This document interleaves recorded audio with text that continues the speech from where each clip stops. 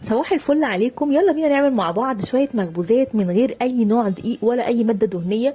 مخبوزات صحية بطريقة بسيطة وسهلة وما بتاخدش خطوات كتير خالص.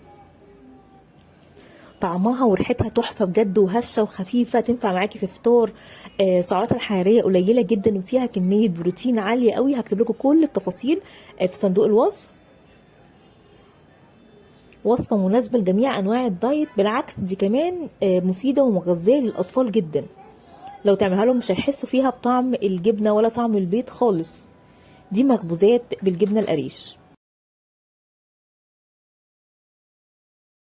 تقدروا تقدموها بكذا طريقة وبكذا شكل، أي شكل عندك هيبقى حلو ومناسب جدا، سواء في قوالب كب كيك أو في قالب كبير، أو في قوالب اللي هي الميني كب كيك الصغيرة خالص. وتقدري تحتفظي بيها في الفريزر كمان، تطلعيها قبل الفطار على طول بربع ساعة و10 دقايق تكون جاهزة معاكي. يلا بينا نخش على المكونات على طول. أول حاجة عندي 100 جرام من الجبنة القريش، وعندي بيضتين، وعندي رشة ملح، فلفل أسود، زعتر، ربع معلقة صغيرة خالص من البيكنج باودر، واخر حاجه عندي 3 معالق كبيره من الشوفان. وهبتدي ان انا اضرب المكونات دي كلها مع بعض. اهم حاجه بس في الموضوع ان الجبنه تكون كل حاجه تكون درجه حراره عاديه، سواء بيض او جبنه تكوني مطلعاها قبلها من التلاجة مثلا مش اقل من ساعه. احنا متعودين اي مخبوزات اي حاجه بتخش الفرن لازم تكون بدرجه الحراره العاديه. وهبتدي اضربها في الخلاط عادي او في الهاند بلندر زي ما قلت لكم، او كمان ممكن على ايديكم عادي بمضرب السلك لحد ما المكونات كلها تدوب مع بعض. هضربهم ضرب كويس قوي. في الوقت ده انا كنت ولعت الفرن عندي على درجه حراره 170 قبلها ب 10 دقائق. دي القوالب الصغيره اللي انا عملت فيها، اللي هي تعتبر زي بتاعه الدوناتس كده.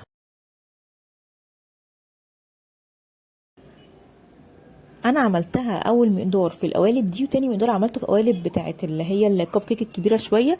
وممكن اصلا تعملوها في قالب كامل اللي هو بتاع الانجليش كيك او قالب كيك عادي. يعني اي حاجه متوفره عندك تقدري تعمليها فيها. قالب كمان الانجليش كيك هيديكي شبه شكل التوست، بتبتدي تقطعيها بقى شكل رفيع زي ما انت عايزه، وتحطي عليها جبنه او ساده. فعندك كذا طريقه تقدمي بيها. انا هنا وريت لكم طريقتين بس قدموا بيها.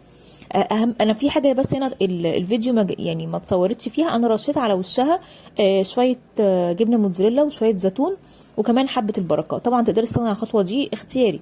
كده كده انا اصلا قلبتهم يعني من الناحيه التانية، حسب بقى ما انت هتقدميها ازاي. شكلها بجد تحفة، وطعمها وريحتها كمان تجنن، لازم تجربوها. ولو القوالب كل ما كانت القوالب صغيرة كل ما هطلع لك كمية اكبر. يعني القوالب دي ما تعتبرش صغيرة قوي برضو. لو كانت كمان القوالب اللي هي الكب كيك الصغيرة خالص اللي هي الميني دي، كانت مش هتطلع لك اقل من 12 قالب من الكب كيك. ريحتها تحفة، وشايفين اخدت لون ذهبي حلو ازاي. اهم حاجة بس النار في الفرن ما تكونش عالية قوي عشان ما تتلسعش منك. هشة وخفيفة ولذيذة جدا جدا. تاكليها كده وانتي مش ضميرك مش حاسه اللي انتي بتعملي او بتلخبطي في الدايت خالص.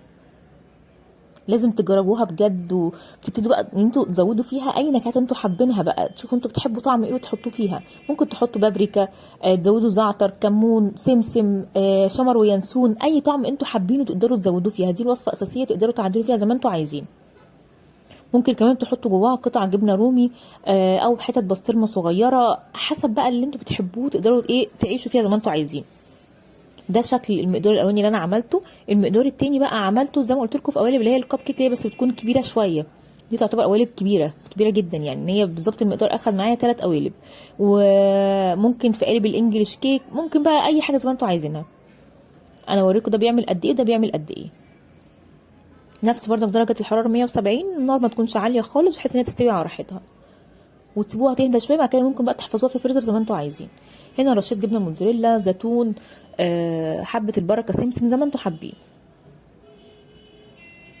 جربوها وقولوا رايكم ايه. هكتب لكم كل التفاصيل في صندوق الوصف. ما تنسوش الفيديو لو عجبكم اللايك والشير. كنت معاكم اسراء طارق، سلام عليكم.